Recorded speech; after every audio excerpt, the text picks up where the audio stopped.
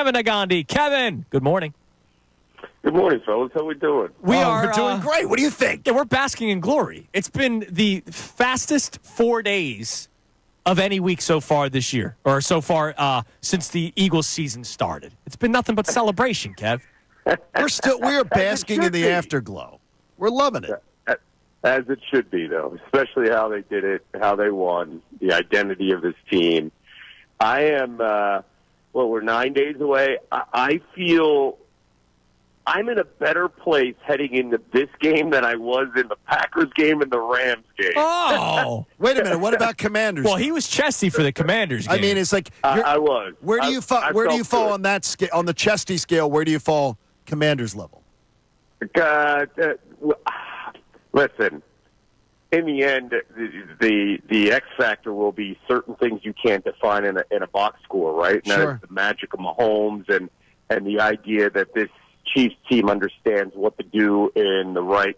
Listen, when you watch that Bills-Chiefs game, you saw two teams that were evenly matched and then one team that just knows how to win in the moments where they rise no matter what. They take the identity of their quarterback, and no matter what your name is, you find a way to make a play. And that's just undefined in sports. We saw that with certain players through the years. Just certain people, they understand what the moment is like, and it's, I got it. Tom Brady, we've seen that with Joe Montana. We've seen that with a handful of other guys in other sports. I got Michael Jordan. I'm going to rise no matter what. Our talent level's the same, and that changes everything. So you can't define what we have with the Commanders, with the Chiefs, although I think Jaden Daniels' trajectory is in that same element. But there's only certain quarterbacks that don't flinch. I was actually talking to somebody last night about this. The Montanas, you could also say Joe Burrow has it, right? They don't flinch. Right now, it's hanging over Josh Allen. It's hanging over Lamar Jackson. Phenomenal players, guys that are going to be in the Hall of Fame, but that are missing that kind of get over the hump moment, right? Giannis had that in the NBA, got to get over the hump. Right now, Mahomes is ruling the land because this is what he does, man, and the team takes that identity. I feel really good just because, like, Jalen Hurts is one of those guys that I think he understands the moment. He is not afraid of the moment. He's been put in these moments before. He has responded at the college level. I feel pretty good going into a game like this. I'm very excited to hear you with that kind of excitement. I want to know, I want to know did any opinion you had of Jalen Hurts change in the past month? The knee looked good. And when Jalen's pissed off at the world and has that chip on his shoulder, that is a good thing for the Eagles. Yeah. I love it. Right? Like, the comments afterwards, the straitjacket, like, you could interpret it however you want. To me, it was like, this guy's got a chip on his shoulder, and that's a great thing heading into Super Bowl week, because Super Bowl week could be very intoxicating, right? Everybody thinks you're the greatest in the world, and if you still feel like you've got something to prove as an athlete, and you find a way to kind of tap into that, that's a great thing, man. I mean, Travis Kelce said it yesterday. He loves the role of a villain. These athletes are so superior, they need to find a way to motivate them. Jordan did that. He created those fake battles in his head each and every night, right? That's how you win every single night in this battle against yourself. To find deeper levels of, I think, taking yourself and your talents to something that you've never experienced before. I'm going to add one other thing about the Jalen Hurts conversation I just brought up. It also helps when you have guys with pedigree, like the Georgia Dogs that we have on this line, that they've played in big moments. They understand big moments at the national championship level, playing the SEC championship, and constantly everybody picking and prodding and what are you going to do and dealing with this. These guys have been there. So when we talk about second and third year guys, they have experience because they've been there before and they've been trained in that manner on the college level.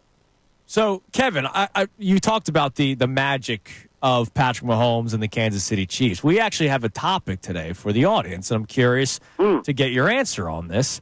And so you brought it up. You walked me right into it. I appreciate it. I need you to try to take it at face value.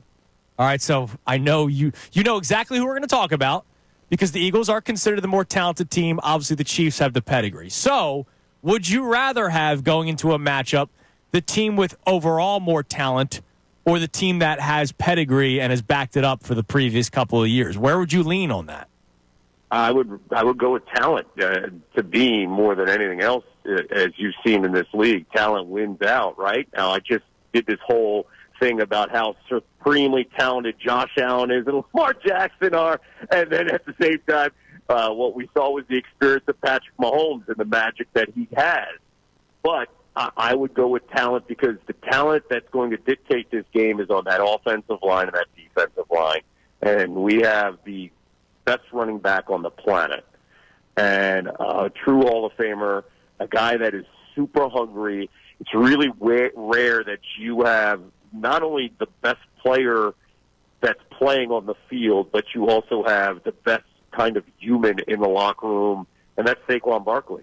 So to me, when you compare what this team had, this team went head-to-head and shoulder-to-shoulder with the Chiefs 2 years ago, and they didn't flinch.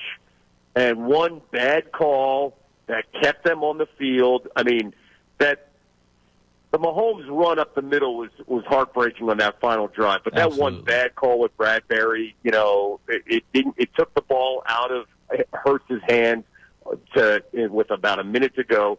When you look at this team now, they've got Saquon Barkley. That is such a big difference from, and they got Vic Fangio. It's such a big difference from Arizona. They've got a secondary that's so much better. It's a big difference from 2 years ago. I think that all plays a huge role here.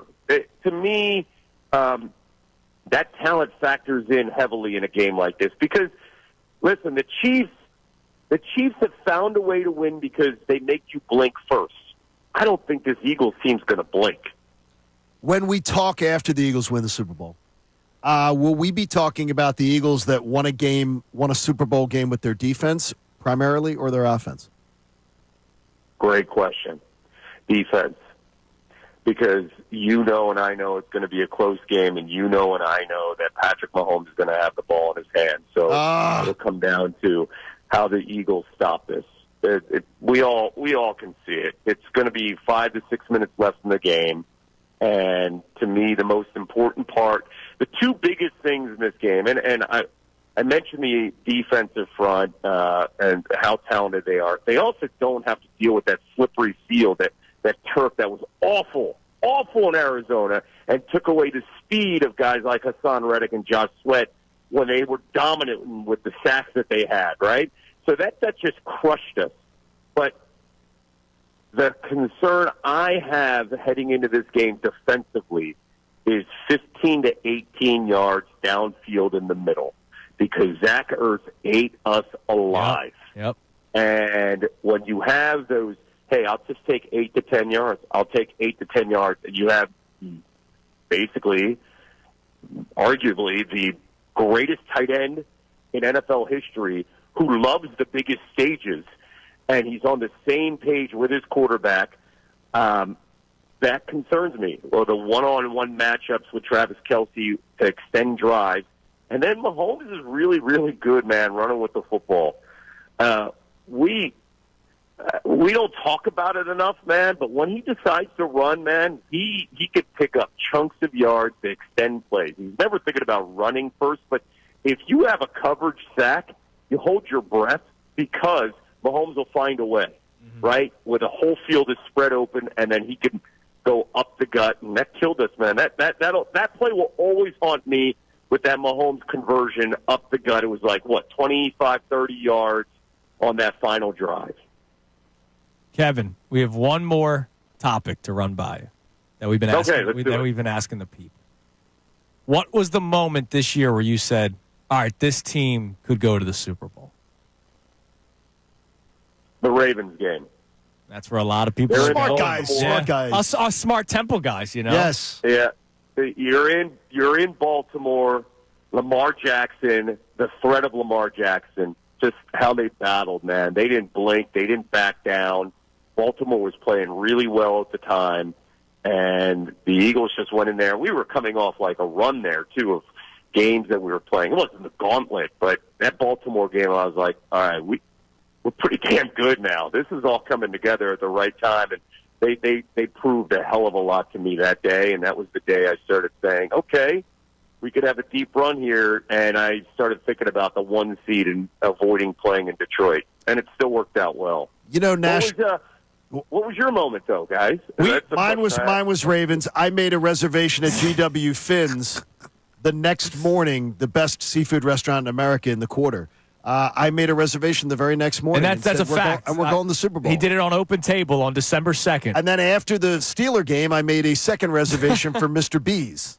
So I made sure that we had coverage at the best restaurants. He was very confident. By the way, I want to. John, that is impressive. See? And we did it on air, too, so it's documented. By the way, Kevin, it was National Signing Day yesterday for Temple. Did you realize that? You and Andrew and I should welcome Giovanni, the podcaster. Yeah, it's awesome. Giovanni Hamilton committed. Giovanni, the podcast, that's amazing. He is committed to Klein College last night on social media, and he will now be a Temple Owl, which means I might get to teach Giovanni. He may get to teach me a thing or two. Well, unless he wants to actually learn, he'd take a different class. Now, speaking of Temple, Kevin, you got a cool event coming up next month. Yeah, guys, I'm really glad you brought this up.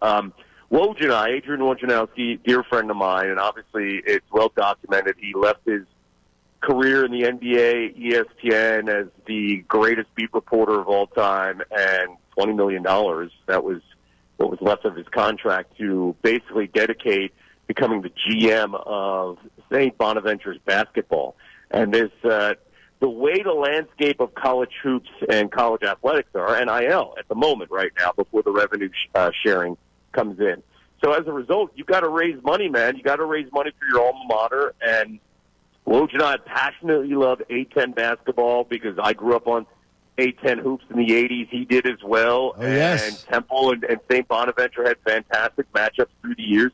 So we came up with this concept of, how about a joint NIL event, first of its kind, in the entire college sports landscape, combining 2 NIL initiatives, and it's going to be on February 25th to benefit Temple Hoops and our NIL, as well as St. Bonaventure's NIL, and it's going to be on the campus at Temple University.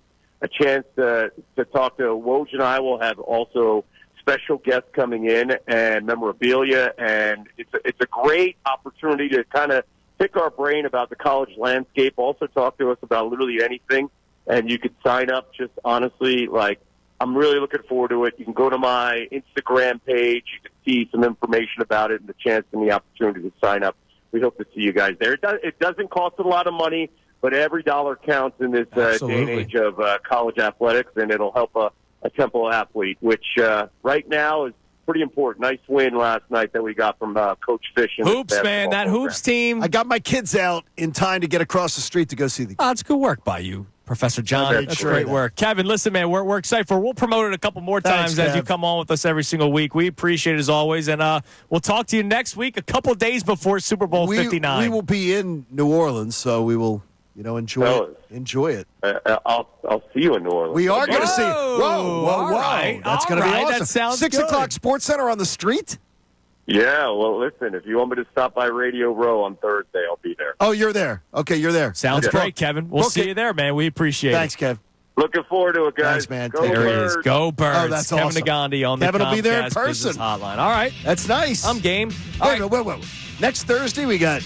Hey guys, Andrew Salciunas from Kincade and Salciunas. Thank you for checking out all of our stuff on YouTube. Make sure you click, like, subscribe on everything that you see. And of course, you can see everything from our YouTube feed. Full shows, interviews, when John's being an idiot, which is like 15 times a day. So make sure you check out all of our stuff on YouTube. We appreciate it.